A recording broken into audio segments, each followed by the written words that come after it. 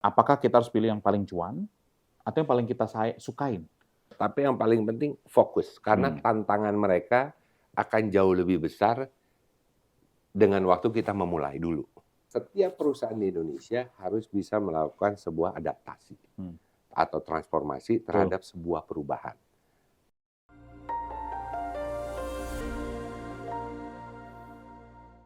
Salam sehat semua, saya Pandu Syahrir lagi. Terima kasih hadir buat podcast kita namanya Being Useful. Pada hari ini saya nih bersyukur banget bisa dapat waktu dari ketua saya. Ini saya kebetulan pakai pakaian Kadin. Nah, karena pakaian Kadin, saya kebetulan bertemu dengan ketua saya, Pak Yuki. Selamat pagi, siang, malam. Nah, kepada teman nonton pagi hari ini, selamat pagi semua.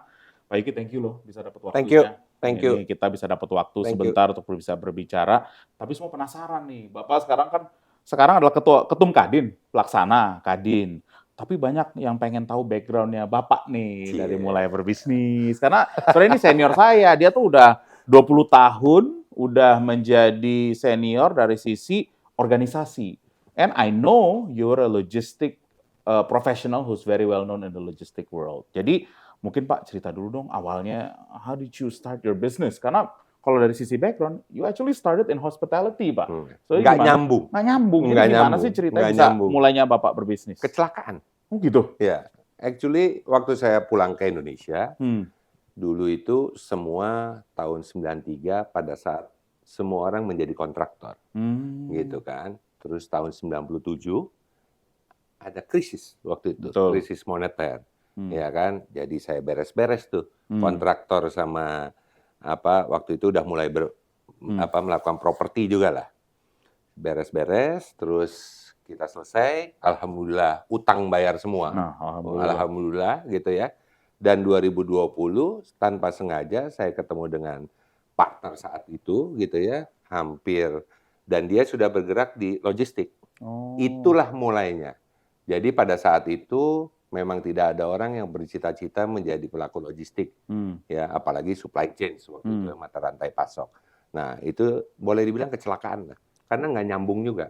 Tapi dari situ terus saya mulai sekolah lagi, ya masuk di mengenai logistik. Terus saya juga ambil supply chain. Alhamdulillah sampai hari ini. And that's 30 years. Yes. I mean 30 years only focusing on logistic. So during that 30 years, Pak, who becomes your inspiration in business? Anyone in particular, any person? Di logistik, saya dulu agak unik tuh zaman sekolah. Ini pertanyaannya mungkin jawabannya juga unik. Yeah, it's good. Iya kan? Nggak tahu, dulu saya suka Donald Trump waktu sekolah. Agak aneh kan? Kenapa? Why Donald Trump? Orang muda, selalu punya, saat itu orang muda, dia punya terobosan yang cukup menarik dalam bisnis. Dia up and down. Up and down-nya betul. Betul kan? Betul. Dan ternyata walaupun orang suka tidak suka, presiden loh ujungnya. Jadinya presiden juga. Jadinya presiden juga. Hebat. Menarik juga kan? Jadi dia ada beberapa karir, tapi salah satunya dari pengusaha, up and down-nya itu yang menarik dari sisi hidup. Kalau di Indonesia kita banyak figur lah. Saya lihat William Surajaya misalnya, seorang figur yang orang tua saat itu dan mempunyai komitmen, ya. Terus juga ada beberapa yang senior kita gitu ya, termasuk sekarang nih yang muda-muda, ya. Gimana kita ngelihat beberapa perusahaan-perusahaan yang melakukan transformasi, ya, dan sukses, ya. Gojek lah misalnya. Itu salah anggota satu Kadin juga. Anggota Kadin. Iya, itu penting tuh. Itu penting tuh, gitu kan. Iya. Nah, kalau gitu dalam pengalaman Bapak nih sekarang, bisnis Bapak yang Bapak sukai apa? Apakah itu memang logistik atau memang ada satu dua yang berarti saya juga seneng nih belajar tentang industri ini? Iya. Pertama memang fokus saya di as a port operator, terus juga terminal dan servicesnya sendiri. Nah, beberapa tahun yang lalu saya juga mulai masuk ke tambang misalnya. Ya. Dan ternyata itu berkaitan dengan supply chain. Yang ketua umum kita suka bicara nih. Supply chain semua itu, tambang. Iya kan? Betul. Dan ternyata kalau kontraktor bisnisnya apalagi itu. Iya, apalagi pemerintah sekarang sering bicara mengenai hilirisasi. Nah, ini kan perlu pemahaman orang yang mengerti mengenai supply chain, mata rantai pasok. So really your passion is my passion. Oh, luar biasa, Pak. Ya, Jadi kalau 20 tahun. I mean more than 20 years. Ya, saya kebetulan Ketua Umum Asosiasi Logistik, Forwarding, dan Logistik di Indonesia. Mau pensiun akhir tahun You've been ini. doing it now for 8 years. 9 years. Iya, betul lah. Become 10 years as a chairman, as a chair ya. As a chairman. Terus saya dapat kesempatan juga di AFA, ASEAN Federation of Forwarder Association, for 2 terms, 6 years. Dan terakhir 2 tahun yang lalu saya terpilih di Viata. Viata tuh induk organisasinya logistik dunia. Didirikan so not just national, regional, now international, ya, global. As a chair in the Asia Pacific. Luar biasa, udah bener jadi ketum kita nih. Kalau itu kecelakaan. And life is always full of accident. And that's okay. Kita selesaiin satu-satu. Kita selesaikan. So if you look back, Pak, what are the last 20 years in your industry, your sector? What do you think has been your an achievement? Greatest achievement can be anything, kan? But what is most personally special buat Bapak? Saya di dunia logistik itu seneng terutama kalau kita lagi ngobrol sama teman-teman operator di bawah. Ternyata kita bukan hanya belajar dengan secara makro, tapi ternyata kita juga banyak belajar secara mikro di bawah. Jadi ngomong sama di bawahnya. Apa yang terjadi? Karena kadang-kadang kan antara makro sama mikro nih nggak nyambung. Ya, betul. Apalagi national logistik. Cost kita kan katanya tinggi. Betul. Gitu ya. Kemarin ribut-ribut orang soal logistik performance index. Kalau saya lebih suka berpikir terbalik. Saya lebih suka bicara bagaimana yang namanya pertumbuhan ekonomi kita bisa bagus. Ya, alhamdulillah kita atas 5%. So far good. Terus dari pertumbuhan ekonomi ada 3 indikator utama kan. Satu mengenai daya beli masyarakat yang harus kita jaga. Yang kedua government spending misalnya ya. Yang ketiga investasi, termasuk di dalamnya logistik, hilirisasi, mata rantai pasok. Nah itu yang akan secara otomatis dengan penyebaran tidak terfokus di Jawa, gitu kan, biaya logistik akan makin turun. Ya, dimana kalau sebuah industri itu bergerak, berarti di situ ada pergerakan orang, barang maupun uang, kurang lebih seperti itu. Nah, if you looking at that in terms of problem. What do you think, based on your experience, Pak, tantangan nanti terbesar ke depan nih? As your view, as sekarang Ketua Umum PLH Kadin, atau juga sebagai seorang pelaku pasar di industri logistik.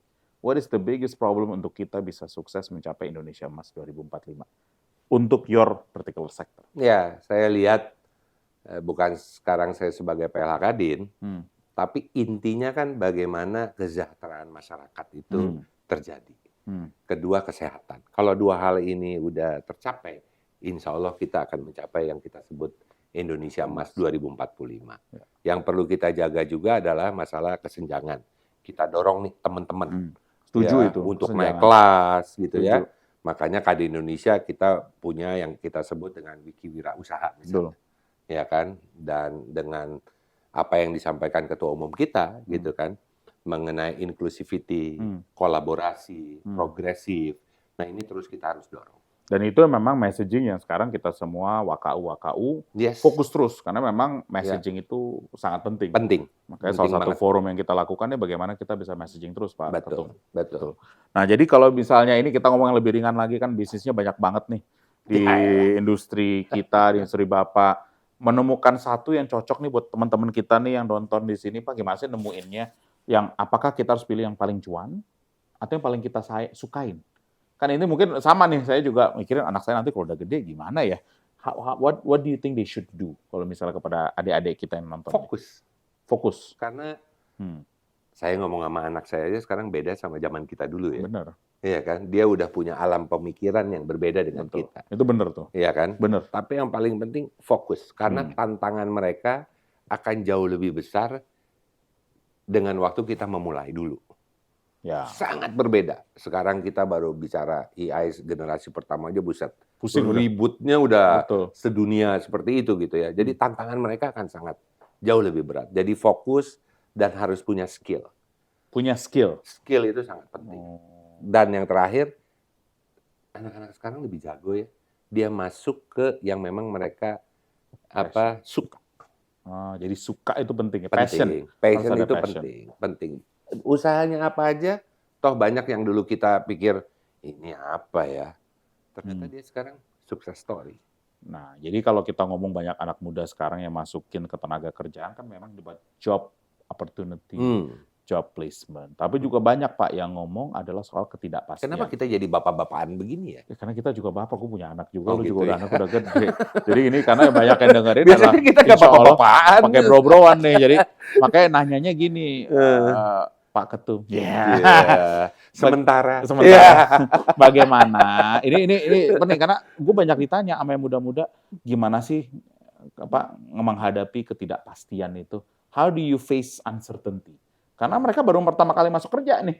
So one is get a job. Then once they realize they get a job, banyak banget uncertainty ya tiap hari. How do you face Jangan pernah takut gagal.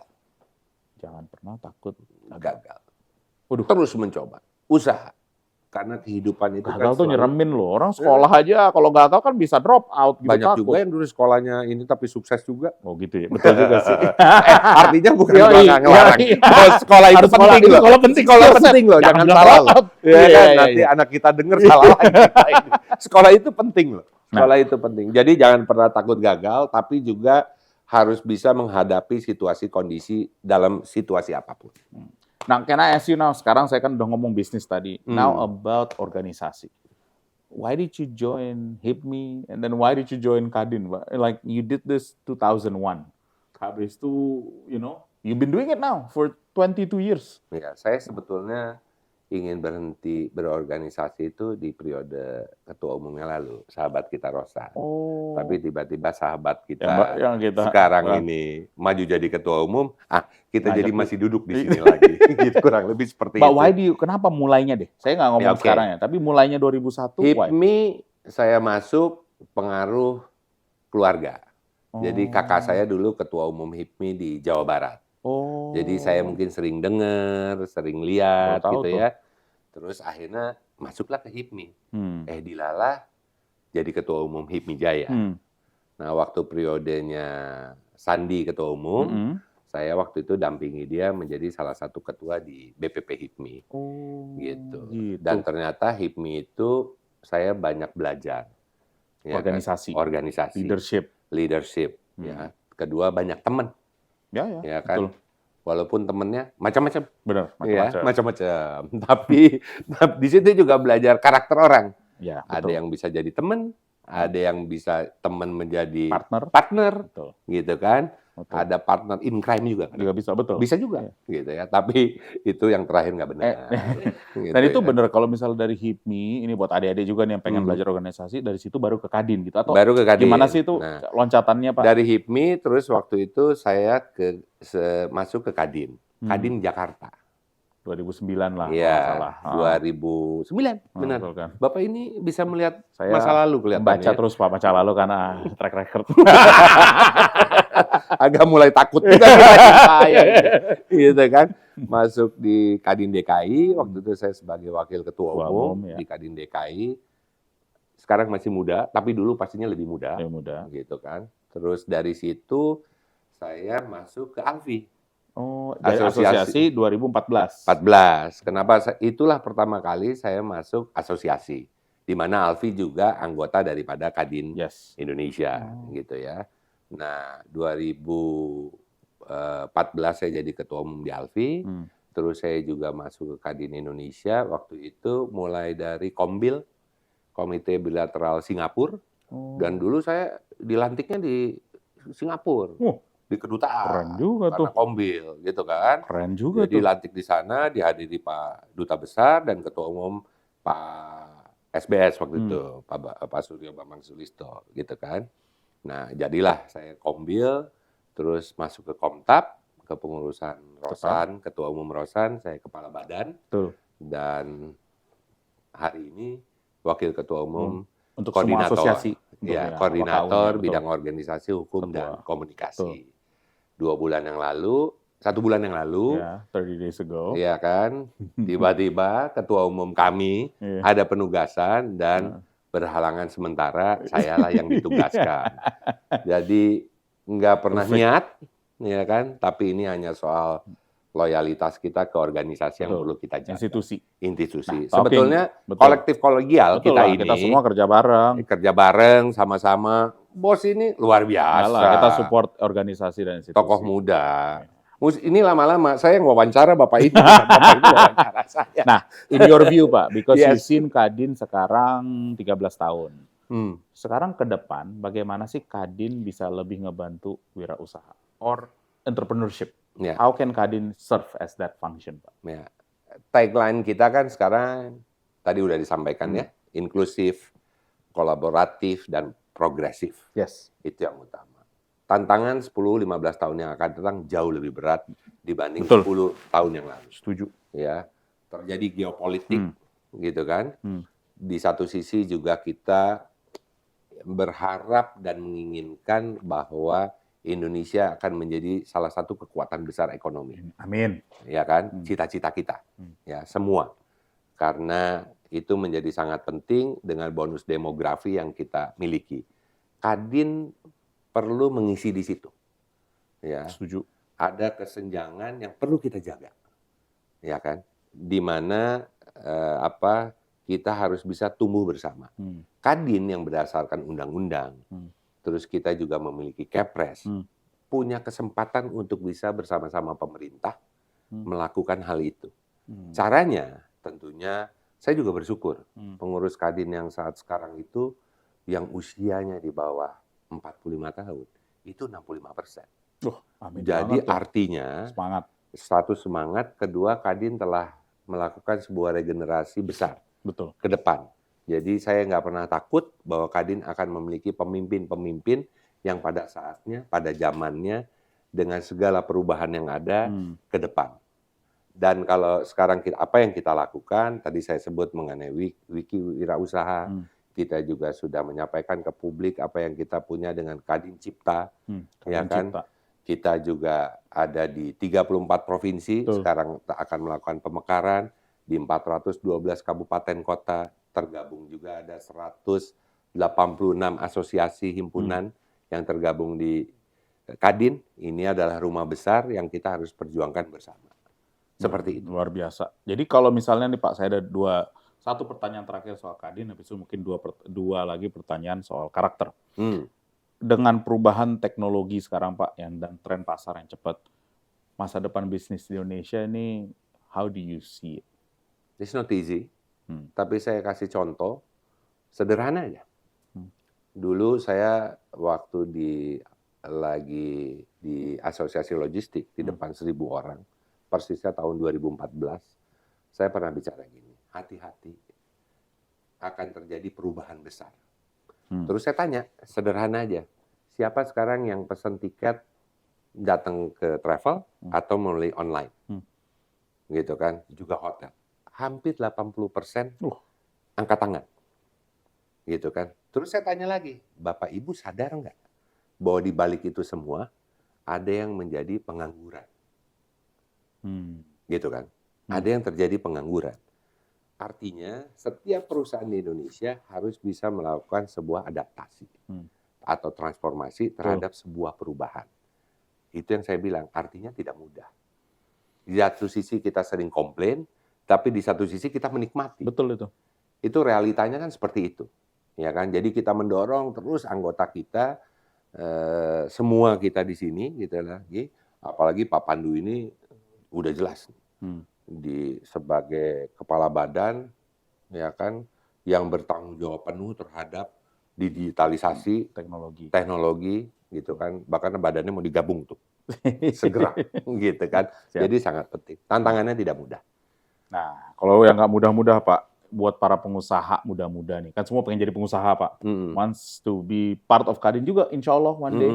What is your advice to them to be successful in business? Fokus, komitmen, ya kan. Dan yang terakhir selalu bisa melihat terhadap sebuah perubahan. Dan anak muda itu, mereka yang baru-baru itu lebih jago pastinya dari saya untuk melihat sebuah perubahan.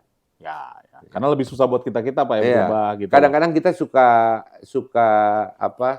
suka melihat perubahan itu nggak terima. Ya, kita lihat di dunia. Ada orang yang bilang perusahaan yang small medium enterprise ini lebih banyak yang tutup. Padahal kita tahu banyak big name yang di era 70-an berjaya, 80-an berjaya, 90-an berjaya, sekarang udah nggak ada. Ya. Kalau saya boleh sebut nama gitu, beberapa kan, kayak misalnya BlackBerry. Berubah. Dulu semua orang pakai itu. Sekarang udah nggak berubah lagi tuh. Teknologinya juga dulu beberapa, kalau itu kan teknologi kita bicara. Sekarang udah nggak ada. Jadi sangat dinamis, sangat cepat. And I guess then the last question, karakter apa atau sifat apa Pak yang harus dimiliki pengusaha in your view to be successful? Tadi yang buat anak muda, you need to be committed, you harus bisa cepat berubah. Is that the same buat sifat seorang pengusaha? Sama. Mirip ya? Sama. Karena tidak berlaku umur ternyata ya. Iya benar sih. Sama.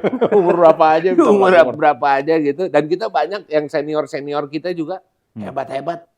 Dia bisa berubah gitu loh. Dan bertahan gitu loh.